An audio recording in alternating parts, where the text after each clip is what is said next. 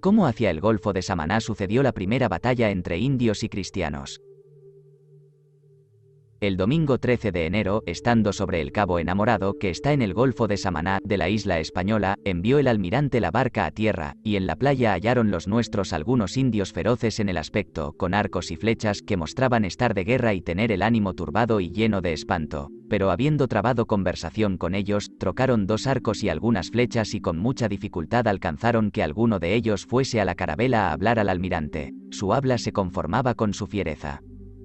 que parecía la mayor que hasta entonces se había visto en otra gente, y ayudaba a estar pintada como de carbón, porque todos aquellos pueblos acostumbran envijarse unos de negro, otros de blanco, otros de colorado, de diferentes modos, traían los cabellos muy largos y recogidos delante con una redecilla de plumas de papagayo. Estando, pues, uno de estos indios delante del almirante, como lo había parido su madre, y como andan los demás de aquella tierra, entonces descubierta, dijo en voz alta que todos andaban así en aquellas partes, y creyendo el almirante que éste fuese de los caribes, y que el golfo dividía la española de ellos, le preguntó dónde habitaban los caribes, y el indio señaló con el dedo que más al oriente, en otras islas, y que allí había pedazos de ganin tan grandes como la mitad de la popa de la carabela, y que la isla de Matinino estaba toda poblada de mujeres, a las cuales iban los caribes en cierto tiempo del año, y si parían varones se los entregaban a sus padres para que se los llevasen, habiendo éste respondido por señas a lo que se le preguntaba, según lo que pudieron entender los indios de San Salvador. El almirante le hizo dar de comer y algunas cosillas como sartas de vidrio, paño verde y colorado, y le envió a tierra para que trajese oro, si le tenían aquellos indios. Llegando la barca a tierra, vieron los nuestros, escondidos entre los árboles, 55 indios desnudos, con los cabellos largos como usan las mujeres de Castilla y en la frente penachos de plumas de papagayos y otras aves, armados todos de arcos y flechas.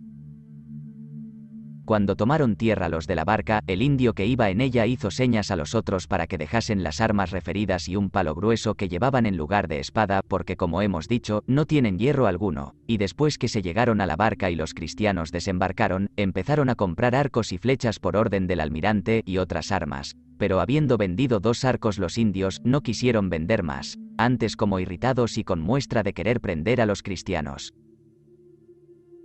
volvieron a tomar sus arcos y flechas del paraje donde las habían dejado, previniéndose de cordeles para atarlos, los cuales estando ya sobre aviso, viéndoles venir, tan animados como si no fuesen más que 7, los embistieron tan animosamente que hirieron a uno con una espada en las narices y a otro en el pecho con una flecha.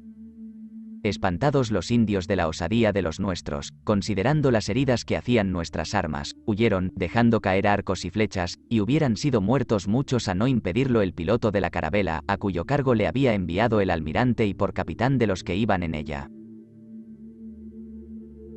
No desagradó al almirante esta escaramuza, ocurriéndosele si eran estos caribes, de los cuales tenían tanto miedo los demás indios, presumiendo que confinasen con ellos, porque eran gente ariscada y animosa, como daban a entender su aspecto y armas y lo que habían intentado, y esperaba que, sabiendo los isleños que 7 cristianos habían hecho huir a 55 indios tan feroces, serían más estimados y respetados los que quedaban en la Navidad, y que no tendrían atrevimiento para darles pesadumbre. Después de esto por la tarde hicieron humos en tierra para mostrar más ánimo y volvió la barca a ver lo que querían, pero nunca pudieron lograr que se fiasen de los cristianos, por lo cual se volvió a ir. Eran los arcos de tejo, casi tan grandes como los de Francia e Inglaterra, y las flechas de los renuevos de cañas que echan en la punta donde llevan la simiente, los cuales son macizos y muy derechos y tienen brazo y medio de largo, y arman la cabeza con un palo de 1/4 agudo y tostado, y por punta ponen un diente o espina de pez envenenado, por lo cual llamó el almirante a aquel golfo, que los indios llaman Samaná, el golfo de las flechas, en el cual había mucho algodón fino y axi, que es la pimienta que usan picante, larga y redonda, y cerca de tierra, en poco fondo, nacía mucha de aquella hierba que hallaron los nuestros en el océano, de que conjeturaron que nacía toda cerca de tierra, y que se desprendía después de seca, llevándola las corrientes por el mar a lo largo. Como el almirante partió a Castilla, y por tempestad se apartó de su compañía la carabela Pinta. Miércoles 16 de enero de 1494 partió el almirante con buen tiempo del Golfo de las Flechas, que ahora llaman Samaná, la vuelta de Castilla, porque ambas carabelas hacían ya mucha agua y era grande trabajo que padecían en sostenerlas, y siendo la última tierra que perdió de vista el cabo de San Telmo, 20 leguas hacia el nordeste, vieron mucha hierba como la de antes, y 20 leguas más adelante hallaron el mar casi cubierto de atuncillos, de los cuales vieron gran cantidad los 2 días siguientes, que fueron 19 y 20 de enero, y después muchas aves marinas, y aún se veía la hierba con listas del este al oeste, juntamente con las corrientes, por lo cual habían ya conocido que las corrientes toman estas hierbas muy lejos, porque no siempre traen un camino, y así algunas veces van hacia una parte y otras hacia otra, y esto sucedía casi todos los días hasta pasado casi el medio golfo.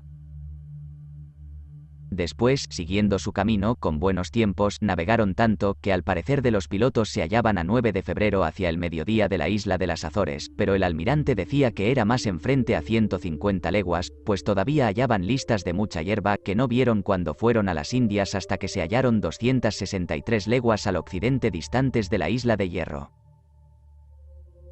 Navegando así con buen tiempo, empezó a crecer el tiempo de día en día y a ensoberbecerse el mar, lo cual toleraban con gran fatiga, y por esto, el jueves 14 de febrero, corrieron de noche donde la fortuna del tiempo quiso llevarlos, con lo cual la carabela Pinta, en que iba Pinzón, porque no podía mantenerse tanto en el mar, corrió derecha al norte con el viento de mediodía, y el almirante siguió hacia nordeste, para inclinarse más a España, lo que no pudieron hacer los de la Pinta por la oscuridad de la noche, aunque el almirante llevaba siempre el fanal encendido. Cuando fue de día se hallaron perdidos de vista los unos y los otros, teniendo cada uno por cierto que el otro se había anegado, por lo cual, volviéndose a las oraciones y a la religión, los del almirante hicieron voto por suerte de peregrinar a Nuestra Señora de Guadalupe, la cual tocó al almirante. Después votaron otro peregrino a Nuestra Señora de Loreto, y salió la suerte en Pedro de la Villa, marinero del puerto de Santa María de Santoña. Tercera vez echaron suerte, para que uno velase una noche en Santa Clara de Moguer y tocó también al mismo almirante. Pero creciendo todavía la tempestad, hicieron todos los de la carabela voto de ir descalzos y en camisa a hacer oración en la primera tierra que encontrasen iglesia de Nuestra Señora, y demás de estos votos generales hubo muchos particulares de varias personas, porque ya la tempestad era tan grande que el navío del almirante la toleraba con gran dificultad por falta de lastre que no le llevaba por los bastimentos consumidos, y para suplirle imaginaron sería llenar de agua del mar todos los vasos vacíos. Lo que fue de algún provecho, pues pudo el navío sustentarse sin peligro de volcarse de tan cruel tempestad. Dijo el almirante estas palabras: habría tolerado esta fortuna con menor pesar si solamente estuviese mi persona puesta en peligro, así porque soy deudor de la vida al sumo Criador, como porque me he hallado tan vecino a la muerte que el menor paso era el último que se estaba para padecerla. Pero lo que me ocasionaba infinito dolor y afán era considerar que así como nuestro Señor fue servido de iluminarme con la fe y la certidumbre de esta empresa, en que ya había conseguido la victoria, así cuando nuestros contradictores habían de quedar convencidos.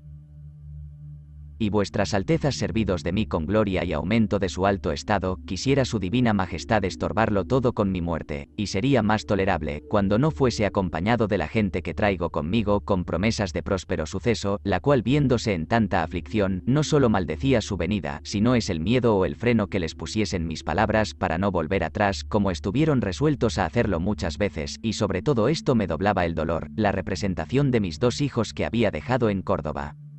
en el estudio, destituidos de socorro, en tierra extraña, sin haber sabido que hubiese hecho servicio, por lo cual creyese que vuestras altezas tuviesen memoria de ellos.